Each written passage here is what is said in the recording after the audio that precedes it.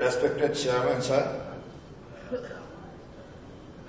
Indian Minister Gajendra Singh Shekhawat ji, Minister of State Prahlad Singh Patel जी, विभिन्न राज्य से आए हुए हमारे स्टेट मिनिस्टर्स और सबसे महत्वपूर्ण हमारे मेन सोल्जर, जो इस मिशन का मेन सोल्जर है, हमारे अधिकारीगण।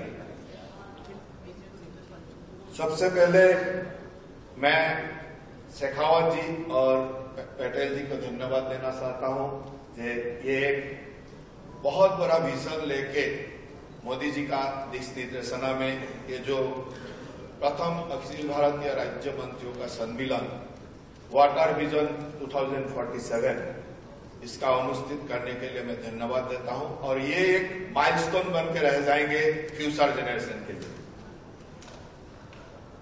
Climate change resilient water infrastructure और इसका बारे में मैं शुरू करने से पहले उसका एक ओवरव्यू और एक पीएचडी मिनिस्टर होने के नाते जल जीवन मिशन में आसाम में पहले कैसे था, अभी क्या है, और क्लाइमेट रेजिलेंट वाटर इंफ्रास्ट्रक्चर हम लोग जल जीवन मिशन में कैसे किया हूं और आसाम का क्लाइमेट किस तरह से चेंज हो रहा है, इसका बारे में मैं थोड़ा सा प्रेजेंटेशन में बोलना चाहता हूं।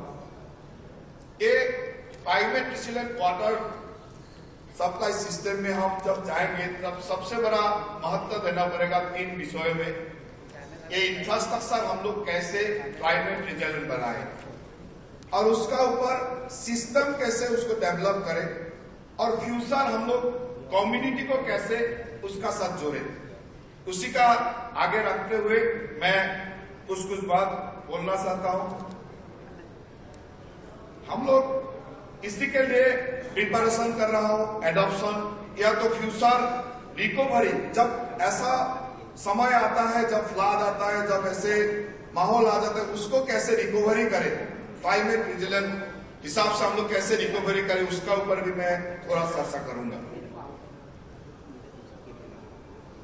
असम का जो जल जीवन मिशन, ये जल जीवन मिशन का जर्नी जब हम लोग शुरू किए थे 2019 में, तब असम ऐसा एक स्टेट था जहां ओनली 2% लोगों को पाइप वाटर मिला था। स्वाधीन भारत का 70 साल बीतने के बाद हम लोग 2% लोगों ने टैप वाटर सप्लाई मिला था और 2019 से ये 2022 3 सालों में हम लोग 41% तक पहुंच गया हूं। इसलिए मैं मेरा अधिकारी और मेरा पूरा टीम को धन्यवाद देता हूं जो इसी हिसाब से हम लोग काम किया हो और हमारा लक्ष्य है 2026 तक हम लोग जैसे भी हो 100% होना है, उसी लक्ष्य में हम लोग काम कर रहा हूं।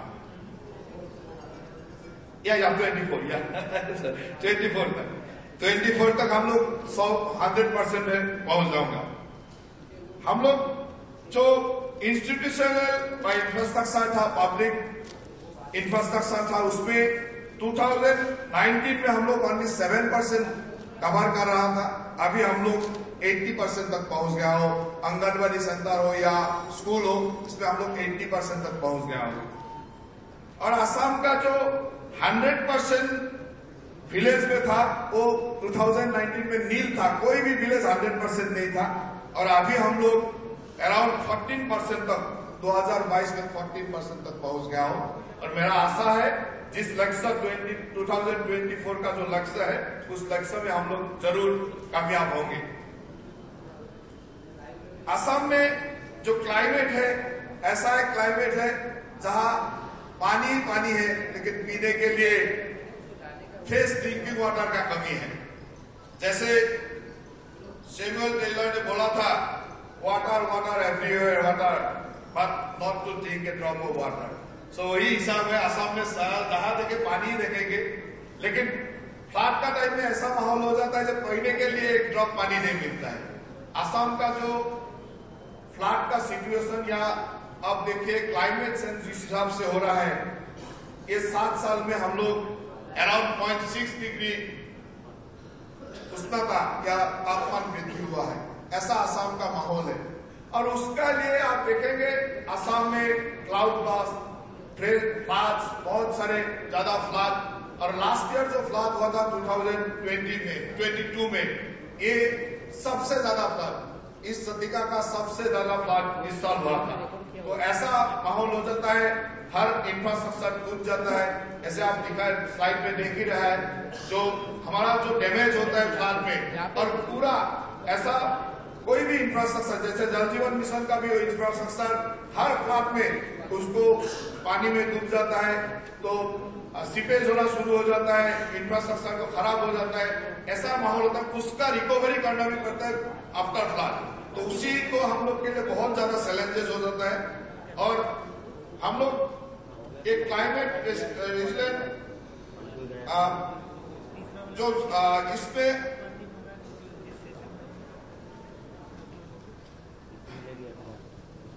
थोड़ा मैं स्पीड ही जा रहा हूँ, ठंडी बदलने वाला है थोड़ा देर बाद।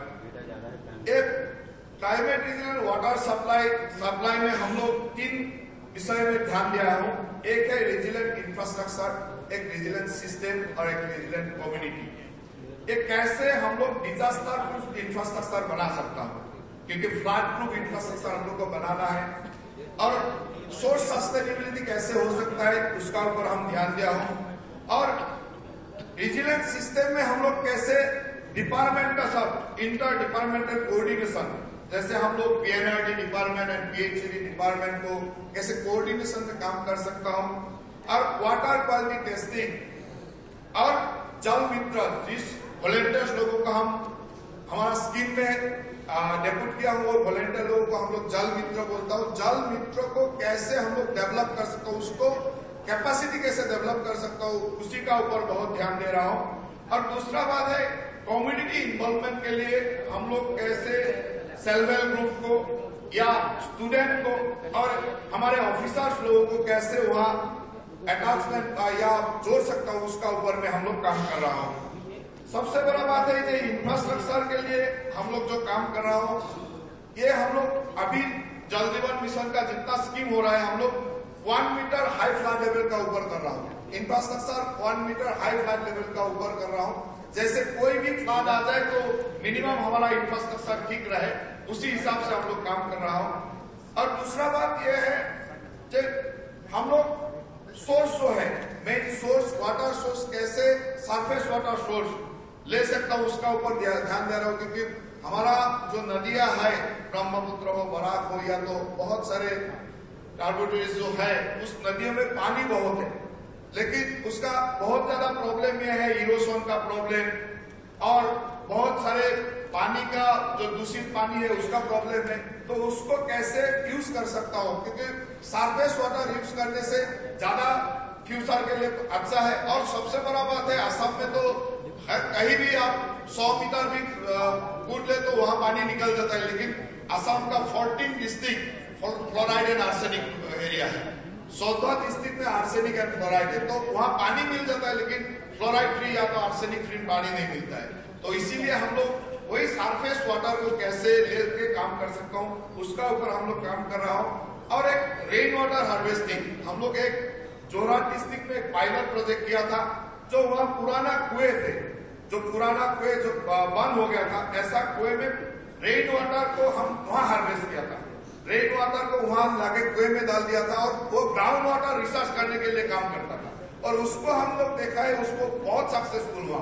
जोरहाट में हम लोग ऐसे ओएनजीसी का ऐसे बड़ा बड़ा कुएं थे जो बंद हो गए थे, ऐसा बहुत सारे हम लोग का पीएचईडी का भी पुराने वेल थे, वो बंद हो गए थे, उसको हम रेन वाटर हार्वेस्टिंग वहां किए थे, तब वो ग्राउंड वाटर का रिसर्च हुआ था।